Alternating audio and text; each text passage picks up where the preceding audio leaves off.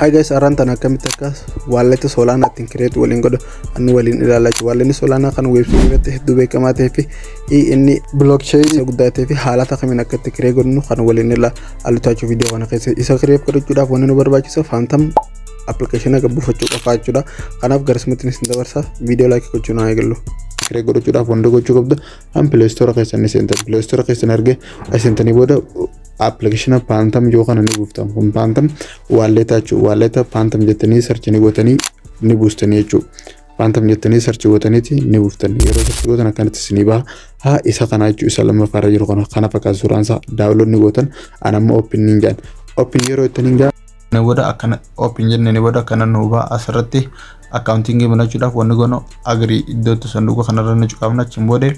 walama nuuba wallet ani qabdammoo hin qabdan moo haaree banachuu feetan yoo banachuu feetan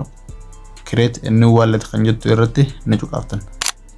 create a new wallet kan jettu irratti ni cuqaaftan yoo wallet hin qabne so amma asirratti email wajjin banachuu feetammoo secret seed phrase wajjin banachuu feetan isin jaa asirratti email keessan wajjin connect godhame isinii banamaa jechuudha wallet kun inni lammadaa immoo jechoota hanga free 12 isiniif kannan jechoota hanga free 12 isiniif kannan jechootuma saniin wallet keessan banatan jechuudha yoo email anis banachuu feetan asirratti ni cuqaaftan email inni bilbila keessanitti isiniif filatu wajjin deemtan continue with Google nettanii jechuudha booddees samboodde accounting bilbila keessan irra jiru isiniif ni filatanii ni jechuudha akkanatti isiniif ni filata accounting sunirra filatanii sambooda waluma continue jechuudhaan jechuudha stepin inni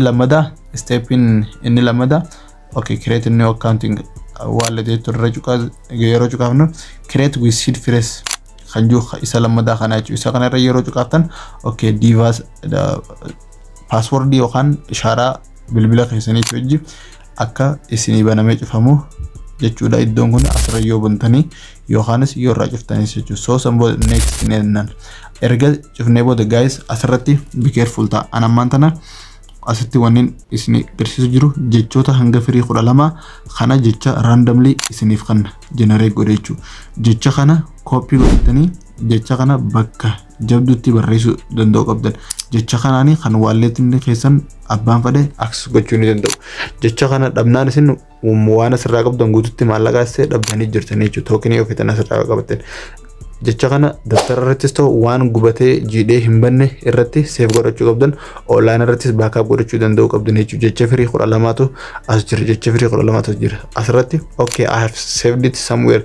khajjatu kana reechu qaaftan bakka takkatti save godhadhe jira sumboodde walleen keessan kallattumaan isiniif banamaa jechuudha kana irran isiniif dibe jecha kana abba fedhe hojii sharing godhana abba fedheef isin ergina online irratti bakkuma fedheefis ta'u bakkuma fedheef jechuudha ammas irran isiniif dibe jechuun kana ala password miraan jirtu jecha kanaani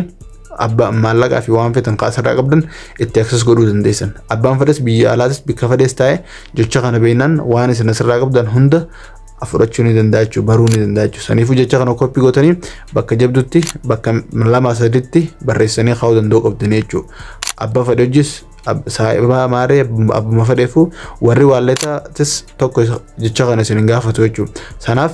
okay I have saved it somewhere kan jettu kanarratti ni cuqaaftannaa jechuudha kanaafu ammas attention jecha kana ala wanta kana access godhuu dandeessan sumboodde yes ni ennaani okay without secret phrase you will not be able to access your token kanaaf yes erge yeroo jenneen booda walleen keenya guutuutti nuuf banama jechuudha anamma wallet biraa waan hin qabu banuu hin barbaadu jechuudha akkanatti callisee kanaaf erga isin yes jettaniin asiin fixanii booda inni wanni isin gaafatu jecha keessan kana akka isin save godhatan baruudhaa fi jecha tokkoffaatii fi filannoodhaan isin kakkaa'ee akka itti barreessaniif isin gaafata amma sirraan isin deebi'a erga kana yes gootanii bira darbitaniin booddee akka isin jecha keessan kana bakka biraatti save godhatan baruu fi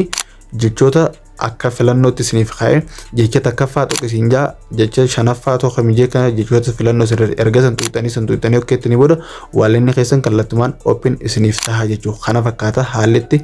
walleta Phantom waliin Phantom walleta waliin ittiin barannu jechuudha. Okay, so guys, get started. Okay.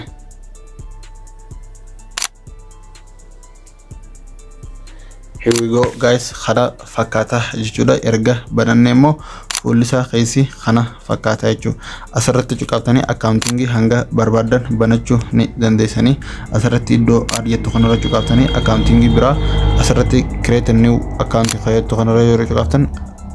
wallenni biraa yookaan akkaawuntingiin biraa isiniif banama jechuudha.